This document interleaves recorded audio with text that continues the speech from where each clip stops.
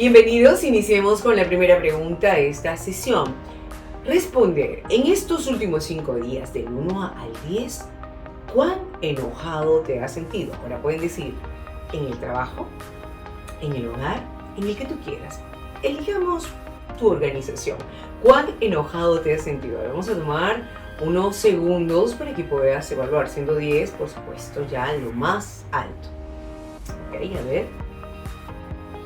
¿La tienes? ¿Sigues pensando? A ver, el cerebro pesa 1 kilo 200 gramos y tiene muchos secretos y muchos descubrimientos en los últimos tiempos que nos ayudan a comprender y entender por qué a veces nos enfadamos, agobiamos.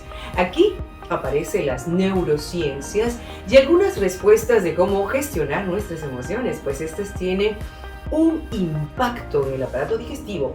Por ejemplo, el feeling de Cass, esa sensación que creo de alguna forma todos lo hemos sentido, el feeling de Cass, sensación que uno tiene donde en el estómago ante determinadas situaciones, esa intuición, esa sensación de la entraña que sienten ante, por ejemplo, un abandono, el famoso nudo en el estómago, que a veces pasa inclusive cuando tienen que dar alguna exposición en un directorio, en la parte académica. Les comento, se han identificado 3 cerebros, uno en la cavidad craneal, otro cerebro en el corazón y uno donde en el tubo digestivo. Ojo con lo que les voy comentando, ¿Dónde están qué? Las hormonas más importantes que están relacionadas con la serenidad, con la calma. Esa es que la serotonina, y el 90% se produce en el tubo digestivo. Se podría explicar cuando una persona pues está nerviosa. Esos 3 cerebros están conectados. Lo que pasa es que a veces uno de ellos se independiza. Veamos lo que pasa ante situaciones, a ver, por ejemplo, de alto estrés, con el colon irritable. A veces hablamos también de la dispepsia. Colon irritable, dispepsia, tenemos espasmos, pero cuando esa persona reduce la ansiedad y ve la vida con más ilusión, con frecuencia, ese tubo digestivo vuelve a sincronizarse con el tejido cerebral de la cavidad craneal. Aquí, si me permiten, voy a hacer un paréntesis, ¿ya? La sonrisa. Qué importante es la sonrisa. La sonrisa tiene la capacidad de alterar el circuito de la angustia, pues está mandando un mensaje al cerebro que todo está bien. Hagamos una simulación aquí sentados y sonreímos. 45, 46 músculos. Sonreír, todo está bien. Si mantienes una sonrisa, el cerebro debe hacer algo para adaptarse a ese mensaje. Lo dicen los especialistas de Harvard. Esto es científico. Al decir a tu cerebro que todo está bien, tu cuerpo recibe esa señal. La sonrisa auténtica, descubierta ya por los años 1872 por Duchenne, la que no es fingida, por cierto, me refiero no a la sonrisa irónica, tiene literalmente la capacidad de cambiar esa emoción. Lo mismo que utilizar palabras positivas, atentos, conscientes. ¿Qué tipo de palabras utilizas desde que amanece? ¿Qué te dices? ¿Qué dices? Atento con las palabras positivas. Fíjense, en Boston se hizo un estudio muy interesante. Se presentó a un grupo de personas en láminas grandes palabras como problemas, estrés, nerviosismo, abandono, soledad, muerte, dificultad, imposibilidad, odio, etcétera, etcétera. Y al poco se le sacó la sangre y muestra de saliva para una técnica de ensayo de radiohormona. ¿Y qué creen que se observó? Una elevación del cortisol, que es la hormona del miedo. Luego se procedió a cambiar palabras positivas y se tomó otra prueba. ¿Y qué creen que pasó? El cortisol bajó. El exceso de cortisol aumenta la presión arterial. Las consecuencias, a ver, ¿qué consecuencias pueden haber? Sencillo, nos pasa, atentos con esto, enfermedades crónicas del corazón, infartos y problemas cardio y cerebrovascular. Cuando los niveles de cortisol suben, se hace difícil, ¿qué cosa? conciliar el sueño. A ver, agarra una hojita nuevamente, comenzamos. A ver, ¿qué ha dicho profesora? Conciliar el sueño. A ver, ¿te está haciendo fácil conciliar el sueño? ¿O tienes como microsueños y te despiertas cada 2 horas, cada 4 horas? O duermes solamente 4, lo cual es terrible también. Entonces, te es difícil conciliar el sueño y más aún lograr un sueño profundo. También se puede encontrar dolor abdominal, dolores de cabeza, esos migrañas o también tensión o dolor muscular. Cuando se produce una situación de riesgo, de alarma, peligros, nuestro cerebro manda una señal y se produce, ¿qué cosa? Inmediatamente el cortisol. Estimados, ¿son conscientes qué mensajes se envía diariamente ustedes? Miren la responsabilidad que tienen. Busquemos nuestra vitamina B6 de inmediato, pero no se trata de que, ok, tengo problemas en las mañanas con las palabras que me digo, voy a tomarme siempre vitamina B. No se trata solamente de tomar esto que necesitas para tu sistema nervioso, sino es estar consciente de lo que te dices y lo que dices. ¿Y cómo es tu rutina? Dicen además que para el tema del cortisol es bueno comer moras, nadar, caminar, etcétera, etcétera. Ahora bien, no es que sea malo el cortisol, siempre y cuando esté, como en todo en la vida, en equilibrio. El cortisol que se produce en las glándulas suprarrenales cumple diversas funciones en el cuerpo. A ver, por ejemplo, el cortisol ayuda a regular la presión arterial, reduce la inflamación y mantiene el corazón y los vasos sanguíneos funcionando normalmente. El cortisol ayuda al cuerpo a responder ante el estrés. Y damas y caballeros, por supuesto que estamos enfrentados a estrés permanente. ¿Cómo lidias con ese estrés? ¿Qué haces con tu cuerpo?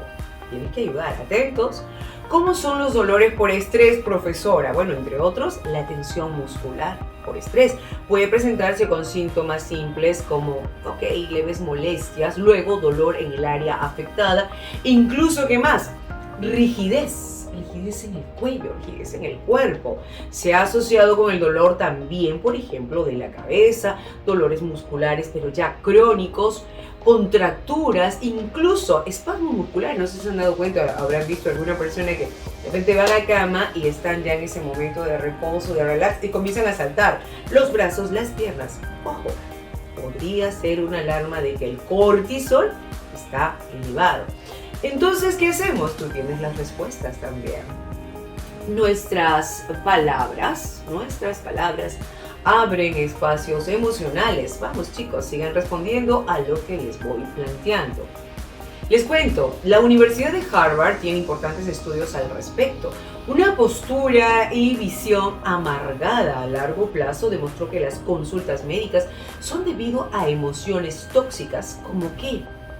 Como la amargura, la frustración, el resentimiento. Tenerlo de manera estable produce una segregación de mucho cortisol y se pega ¿a dónde? A la membrana de los leucocitos, estas células que nos protegen de los tumores, entre otras cosas, y no lo deja funcionar. ¿Esto qué nos indica? ¿Qué nos indica esto? Que sí tenemos cierta soberanía emocional para cambiar los estados emocionales. Bueno, entonces respondieron cuán enojados se sintieron durante esta semana. Les es fácil, difícil responder. Esto tiene que ver con la automirada, la observación permanente. Ahora bien, situándonos en la sesión número 3, estimados alumnos, que nos ayuda a trabajar en equipo, escuchando a los demás, proponiendo iniciativas, sabiendo lidiar con los conflictos, que esto es parte del día a día en las organizaciones, tanto privadas como públicas, pero también a nivel familiar, ¿no? Social. ¿Por qué en estos tiempos el autoconocimiento, el autocontrol, la automotivación y la empatía son tan relevantes? Más que en otros tiempos. Atención, que aquí está la base para alguno de los trabajos integradores, ¿ah? A ver, posiblemente el autor del aforismo griego "Conócete a ti mismo", que estaba esculpido en letras de oro en la entrada del templo de Apolo en Delfos, tiene un mensaje real para todas las generaciones. Hemos conversado sobre la importancia de las habilidades blandas y hoy vamos a reflexionar sobre qué, emociones y actos de habla, personalidad, la rueda de Plutchik y ahondar más en la inteligencia emocional. ¿Estamos listos entonces? Muy bien. Dominar el mundo emocional es especialmente difícil porque estas habilidades deben ejercitarse en aquellos momentos en que las personas se encuentran en peores condiciones para asimilar información y aprender hábitos de respuestas nuevas, es decir, cuando se tiene problemas. Estos 2 últimos años, tal vez ya 3, ¿no? En estos 2, 3 últimos años escuchamos a casi todos hablar sobre sus emociones, sobre esto y aquello. ¿Pero qué son? La palabra emoción deriva del latín emotio, que significa lo que tanto buscamos también en el coaching, movimiento. Movimiento, es movimiento, no es estanco. Emotio, movimiento, impulso. Chicos, todo es movimiento. La emoción se caracteriza por ser una alteración del ánimo de corta duración, pero de mayor intensidad que un sentimiento. Por su parte, los sentimientos son las consecuencias ¿de quién? Sí, de las emociones. Por ello son más duraderas y se pueden verbalizar. Las emociones son las causantes de diversas reacciones orgánicas que pueden ser de tipo fisiológico, psicológico, conductual. Es decir, son reacciones que pueden ser tanto innatas como estar influenciadas por las experiencias o conocimientos previos. Bien, dichas reacciones orgánicas que generan las emociones se encuentran controladas por el sistema límbico, compuesto por varias estructuras cerebrales que controlan las respuestas fisiológicas. Sin embargo, una emoción también puede producir un comportamiento que puede ser aprendido con anterioridad, como por ejemplo una expresión facial. Charles Darwin presumió que las expresiones faciales expresan diversas emociones que en general son muy similares en todos los seres humanos. A ver, piensa, una expresión facial cuando tú estás alegre, ¿qué expresión? ¿Vas a tener expresión de amargura? No, se va a notar en tus ojos, en microgestos faciales que estás alegre, que estás feliz, lo mismo que la tristeza, ¿no? Observación. Incluso Darwin determinó que las conductas de las emociones evolucionan según sus posturas y según sus movimientos. Las emociones son, miren qué bonito, los altavoces del cuerpo. Las emociones son los altavoces del cuerpo. Atento a lo que va pasando dentro de tu cuerpo, lo que vas viendo alrededor. Son nuestros informantes. Reconocerlas y atenderlas son la ruta para nuestra salud, tanto física, tanto mental. Las emociones tienen como misión hacernos reaccionar ante los acontecimientos que suceden. A ver, ¿dónde sucede? Afuera. Pero ¿dónde lo sientes? ¿Dónde lo sentimos? Adentro. La emoción habla a través de sensaciones y reacciones que afectan positiva o negativamente nuestro comportamiento. No es fácil si puedes definir una emoción. Resulta complicado descifrar algo que es tan íntimo, algo que es tan personal. Sabemos que aunque se expresan orgánicamente, no son solo respuestas fisiológicas. Ramiro Calle, maestro de yoga y escritor, dice algo muy interesante que siempre también lo comento a los alumnos acerca de las lágrimas, ¿no? Una lágrima no es solo un líquido que contiene sal y fósforo. Es una gota en la que hay sentimiento, vida, bien sea de alegría o bien sea de dolor. Cuando reprimimos las emociones, explotan, ¿ya? Y agredimos o implotan. ¿Y qué pasa cuando implota? Bueno, nos enfermamos. Para Daniel Goleman, psicólogo, periodista, escritor estadounidense, las emociones son impulsos para actuar, esos planes instantáneos que nos permiten manejar nuestra vida en el proceso evolutivo que transitamos todos y durante toda nuestra existencia. Cada emoción, claro, tiene un objetivo que cumplir. Cuando estamos asustados, ¿qué sucede? Nos paralizamos para que en ese instante podamos decidir lo que se debe hacer. Si enfrento o si escapo. ¿Mm? Cuando nos sentimos contentos gracias a las endorfinas, nos embriaga una sensación de bienestar, aumenta la energía y nos sentimos motivados para hacer lo que nos proponemos. Ahora bien, en cuanto a la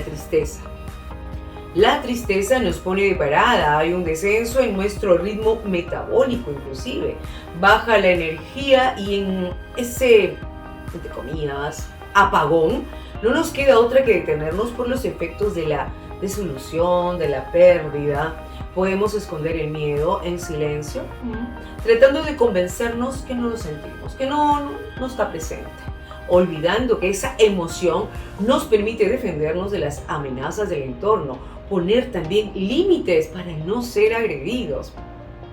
Eso no quiere decir que el miedo asumido no deje de generar en momentos y bajo ciertas circunstancias, angustia, ansiedad y en caso extremo también puede generarse terror, pánico.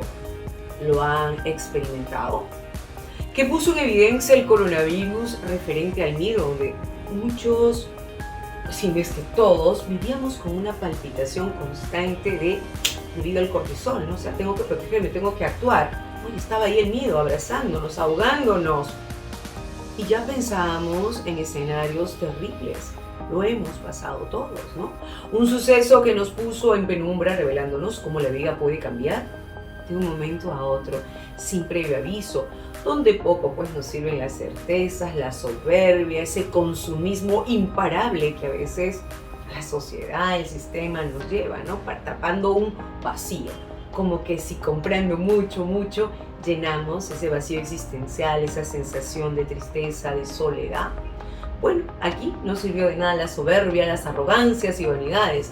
Es eso que te hace mirar para arriba y al frente cuando estás atrapado en la sombra.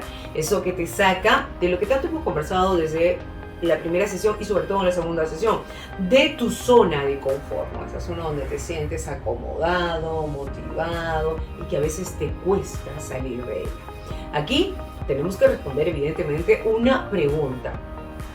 ¿Qué sería entonces el lenguaje emocional? Lenguaje emocional es la comprensión de las emociones humanas a través de ¿qué? Gestos corporales. Obsérvate. Observa también a tu entorno, observa estos gestos corporales. Conversamos en extenso la sesión pasada, hicimos unos ejercicios. En el ser humano, el objetivo del lenguaje emocional es interpretar los mensajes que somos capaces de transmitir a través del lenguaje corporal y los factores que intervienen en el proceso.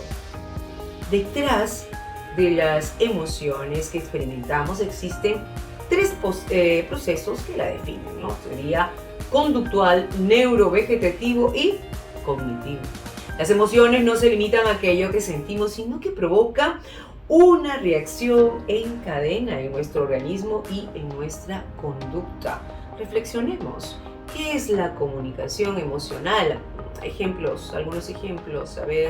Esto se refiere al proceso de usar mensajes para intercambiar información, comprender e influir en los estados emocionales de los demás. Los mensajes pueden ser, expresiones verbales y no verbales directas de emoción. Esto me lleva ya a comentarles que en psicología el término personalidad se define como una organización de emociones, cogniciones y conductas que determinan los patrones de comportamiento de una persona. En la formación de la personalidad intervienen tanto la base biológica, y acá me estoy refiriendo entonces al temperamento, como las influencias ambientales, y ahí sería el carácter. En la antigua Grecia, la palabra persona se empleaba para hacer referencia a las máscaras que llevaban los actores de teatro. ¿Lo recuerdan? Más adelante en Roma pasaría a usarse como sinónimo de ciudadano, designando principalmente los roles sociales de los individuos con privilegio o los individuos privilegiados. Con el tiempo, el término persona empezó a hacerse referencia al individuo como ser diferenciado de su entorno. y personalidad que se derivó de esta palabra. Se utiliza desde la Edad Media para describir una serie de características que determinan las tendencias comportamentales de una persona. Aquí es bueno precisar que el temperamento es el conjunto de esas inclinaciones íntimas que brotan de la constitución fisiológica de los individuos. A ver, el carácter, en cambio, es el conjunto de las disposiciones psicológicas que nacen del temperamento modificado por la educación, modificado por el trabajo, de la voluntad y consolidado por el hábito. Ahora bien, a ver, un datito especial. Un hábito puede tenerse a los 21 días. Pruébenlo. Quiero meditar, háganlo 21 días. Quiero leer, quiero hacer deporte, quiero beber más agua. Bueno, 21 días. Pónganse como reto para poder empoderar ahí el hábito. ¿Ya? Menacho refiere que la personalidad del individuo la constituye el temperamento, que es innato, y el carácter, que se forma de la interacción del individuo con su medio ambiente. A ver, vamos despacito, paso a paso, como siempre les digo, es decir, por lo que aprende del entorno. Él señaló que el principal ingrediente de un carácter fuerte es la tolerancia a la frustración, y aquí voy dejando una pregunta para dialogar luego con ustedes, ¿no? ¿Han observado que estas generaciones adolecen de la tolerancia a la frustración? ¿Por qué creen? Fíjense nomás en los niños, en los adolescentes, cuando están, bueno, no tengo celular acá en este momento, cuando están con sus juegos, ¿no? Y de repente van perdiendo y dan unos gritos espeluznantes y tú ves, ¿pero qué sucede? ¿Que estoy perdiendo? Intolerancia. ¿Pero qué estamos formando? ¿Qué estamos permitiendo? ¿Los dejamos solos? Fíjense, existe también la rueda de las emociones de Robert Plutchik. Él fue un psicólogo norteamericano que desarrolló un modelo de las emociones basándose en la teoría psicoevolutiva de las emociones.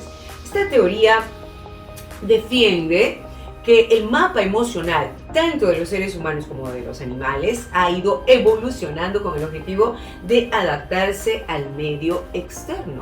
La rueda está compuesta por 8 emociones básicas que suponen experiencias relativamente comunes. Entonces ahí que podemos encontrar, por ejemplo, la alegría, la confianza, el miedo, la sorpresa, la tristeza, la aversión, la ira y la anticipación.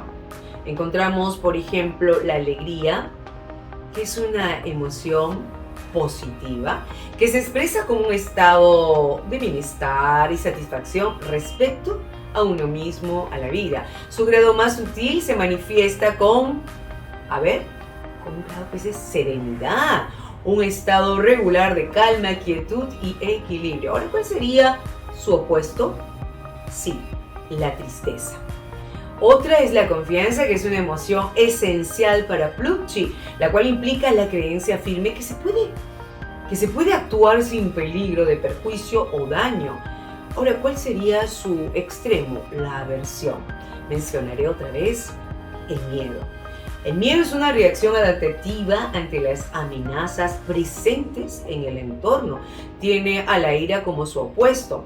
En cuanto a la tristeza, es una respuesta emocional que depende de una pérdida que se expresa con zozobra y nos permite obtener el apoyo social a partir de la activación de de las neuronas espejo de quienes la observan.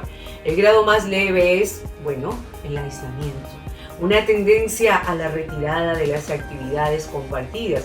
Y el más grave es la depresión, resultado también de pequeñas pérdidas acumulativas. Como pueden ver, la vida interior es profunda y muy diversa. Los seres humanos podemos experimentar varias cosas al mismo tiempo y de hecho ese es nuestro estado natural. Y aquí necesariamente hablaríamos de qué cosa, de la inteligencia emocional. Les pregunto y tómense unos segundos. ¿Con qué palabra asocian inteligencia emocional? A ver, una palabra que esté relacionada con esto. 10 segundos. Inteligencia emocional. ¿Qué pasa por tu cabeza? Inteligencia emocional es la cualidad que nos capacita para tener buenas relaciones con los demás. Pero ojo, buenas relaciones con los demás, pero también buenas relaciones contigo. Ejemplos de inteligencia emocional. Valorar los triunfos de los demás sin caer en comparaciones. ¿Por qué él sí y yo no? Comparamos con otras personas, con los hermanos, con nuestros compañeros. Aceptar los errores cometidos y ser capaces de perdonarse a sí mismo para aprender de lo ocurrido. Muchas veces lo que vemos es que las personas quienes se han equivocado dicen, me equivoqué, gran error, imperdonable, y van golpeándose el pecho permanentemente, siendo tan tiranos consigo mismos. Esto evidentemente no es inteligente. No hay inteligencia emocional. El término inteligencia emocional aparece en la literatura psicológica ya por los años 1990 en un escrito de los psicólogos americanos Peter Salovey y John Mayer. Sin embargo, fue con la publicación del libro La inteligencia emocional de Daniel Goleman cuando de repente el concepto se difundió rápidamente. Vamos a seguir entonces explorando acerca de las emociones. Les pediría entonces completar esta frase. Yo tengo nostalgia de. Yo tengo nostalgia de. ¿De qué tienes nostalgia? Primero, ¿qué entiendes por nostalgia? ¿A qué la asocias? ¿Acaso a un sentimiento de pena o tristeza que experimentas al recordar un momento de un hecho feliz o la ausencia? Fíjense, los recuerdos son el principal activador de esta emoción, puesto que al pensar en el pasado en relación a una situación que se había vivido, su extinción genera dicha nostalgia. Svetlana Boym describe dos tipos de nostalgia. Tenemos la reflexiva y la restaurativa. La primera mira, hacia el pasado con la idea de que las cosas han cambiado. Sí, pero algunas lo han hecho para mejor. La segunda, sin embargo, tiene como objetivo restaurar una edad de oro idealizada. Es importante saber que la nostalgia además aumenta nuestra percepción de continuidad entre nuestro pasado y nuestro presente y nos ayuda pues a encontrar un significado. Por lo tanto, a pesar de la mala reputación de la nostalgia durante gran parte de la historia, los estudios muestran que presenta un gran número de beneficios a nivel psicológicos. Y cabe una pregunta, ¿no? ¿Y qué diferencia hay entre nostalgia y melancolía? Qué buena pregunta.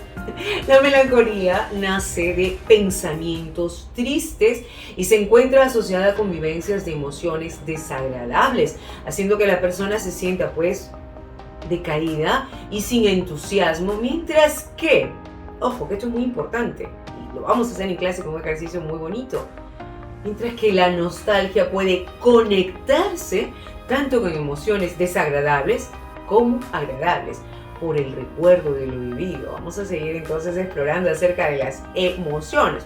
Completar. Yo tengo nostalgia de. ¿Qué me dicen? ¿Tienen dificultades para expresar qué es lo que añoran exactamente? Tengo nostalgia de qué, no sé, pero añoro. ¿Qué? No se atreven a visualizar, a verbalizar con claridad, ¿no? Me voy a otra época, a otra vida mejor. Nos vemos entonces en clase para conversar de esto y otros temas. Muchas gracias por su atención.